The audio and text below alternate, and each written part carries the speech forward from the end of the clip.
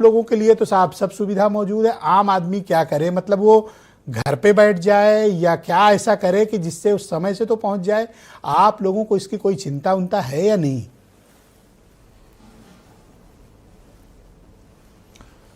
नहीं ब्रिजेश जी, बिल्कुल चिंता है। और मैं भी और हम आप सब आम आदमी ही हैं, कोई ख़ास नहीं है।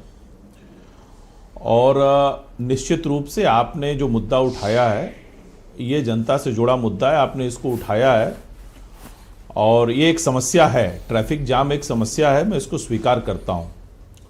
और ख़ासकर जब मॉर्निंग आवर्स होते हैं या इवनिंग आवर्स, जब ऑफिस का समय होता है या स्कूल का समय होता है, और या जब छुट्टी होती है जब स्कूल की और जब ऑफिसेस की, तो यह दबाव और बढ़ जाता है। लेकिन ब्रजेश जी, सरकार और जो एजेंसियां हैं वो अपने स्तर से लगातार प्रयास कर रही हैं कि इसको कैसे और स्मूथ बनाया जाए।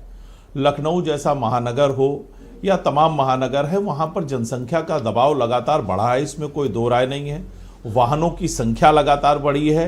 जहाँ तक मेरी जानकारी है कि करीब 37 लाख के आसपास जो है वो लखनऊ के रजिस्टर्ड वाहन हैं।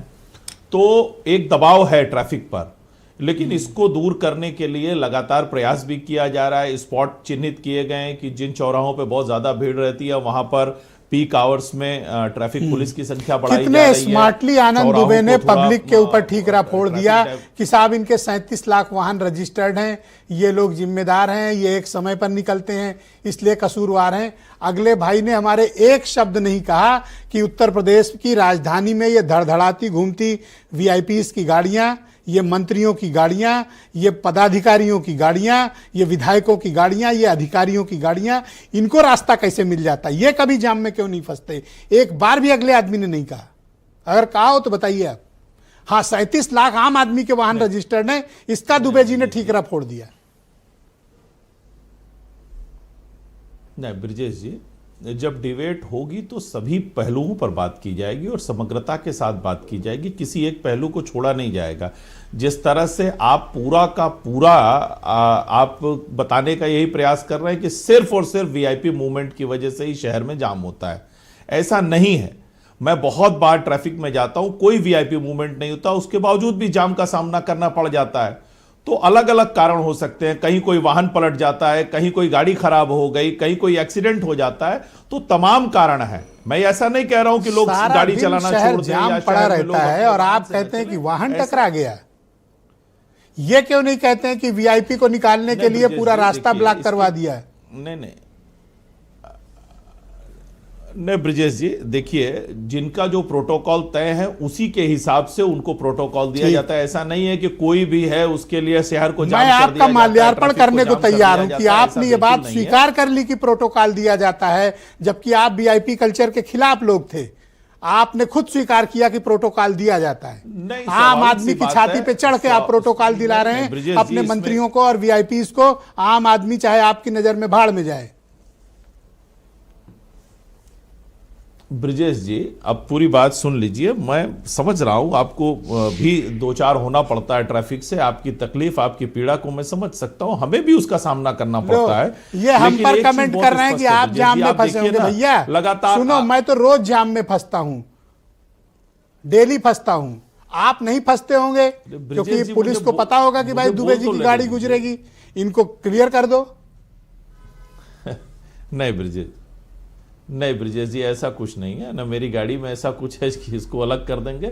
अब मेरी पूरी बात सुन लीजिए ब्रिजेश जी। आपने देखा होगा पॉलिटेक्निक से लेके मुंशी पुलिया तक, मुंशी पुलिया से लेके खुर्रम नगर तक, टेढ़ी पुलिया से लेके इंजीनियरिंग कॉलेज चौराहे तक लगातार फ्लाईओवर का निर्माण हुआ है। इसके अलावा और प्रस्तावित है पॉलिटेक्निक चौराहे से लेकर और इंदिरा कैनाल तक इसको पुल को बढ़ाना है। इसके अलावा शहीद पथ से कमता के लिए, इसके अलावा लखनऊ रिंग रोड का प्रस्तावित है और एक्सप्रेसवे जो दोनों हैं उनको जोड़ने का काम प्रस्तावित है। एक्सप्रेसवे की शहर में आने वाले नहीं, आप देखिए ना, अब बाकी भाई जिस शहर के सांसद अपने ही संसदीय क्षेत्र में इसके ट्रैफिक कर्फ्यू लगवा के आते हो, पब्लिक लाइन पे खड़ी रहती हो घंटों ट्रैफिक जाम में, आप सच्चाई स्वीकारने के बजाय मुझे कह रहे हैं कि आप बुनियादी संरचना बढ़ाएंगे।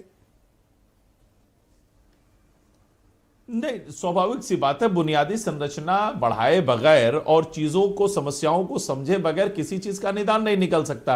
अब आप देखिए, जैसे आलमबाग चौराहा था, नहरिया चौराहा, वहां जाम लगता था, उसको चौड़ा किया गया, उसको तोड़ा गया। एमएमओ के पास वहां चौड़ीकरण का काम किया गया, कई जगह चौड़ीकरण जिस का दिन काम आप किया गया। वीआईपी अब कल्चर तो से नहरिया बाहर के पास आएंगे, जो है अपने वो, मंत्रियों को, सांसदों, विधायकों अंडरपास भी को बन रहा है। और अधिकारी को समझाएंगे ना, ये समस्या नहीं होगी। मैं आपको उदाहरण के साथ कहता हूं कि उन्नाव रोड पर लखनऊ के आगे बंथरा के पास एक ट्रैफिक जाम लगा, उसमें लखनऊ के कुछ वीआईपी फंस गए।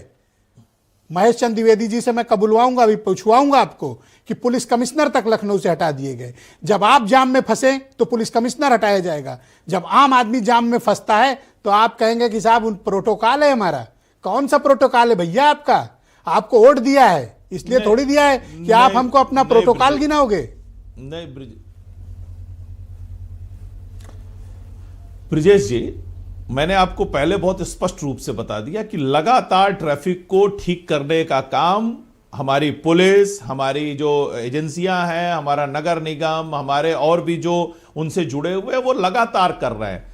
आधारभूत संरचना पर भी काम हो रहा है, ट्रैफिक को ठीक करने पर भी काम हो रहा है। जो गलत तरीके से वाहन पार्किंग की जाती थी उसके खिलाफ बड़ा अभियान चल रहा है। रायबरेली जो लोग कानपुर, वहां तो आप रेंगने लायक भी नहीं रह जाएंगे। और दुबे जी मुझे बता रहे हैं कि भाई प्रोटोकॉल है, आपने ट्रेनिंग ऐसी दी है कि वीआईपी। एक बताओ, कौन सा मंत्री फंसता है जाम में? अगर 10-5 मिनट फंस जाता है, हाहाकार मच जाता है। नहीं ब्रिजेश जी, ऐसा कुछ नहीं है कि सभी बताइए डीजीपी साहब कब फंसे जाम में, बताइए कि लखनऊ के पुलिस कमिश्नर कब जाम में फंसे। ऐसा नहीं फंसते कभी ये लोग। देखिए, स्वाभाविक सी बात है, स्वाभाविक नहीं देखिए, ऐसा नहीं है। अगर ट्रैफिक जाम होगा तो उनकी भी गाड़ी फंस सकती है। अरे उनकी गाड़ी कौन रोक लेगा सर? किस कांस्टेबल में या किस चौराहे पे किस पुलिस वाले की इतनी दम है कि जो डीजीपी का काफिला रोक लेगा सर? चौराहे के चौराहे 3-3 चौराहे क्लियर मिलते हैं, आपको शायद पता नहीं होगा अभी।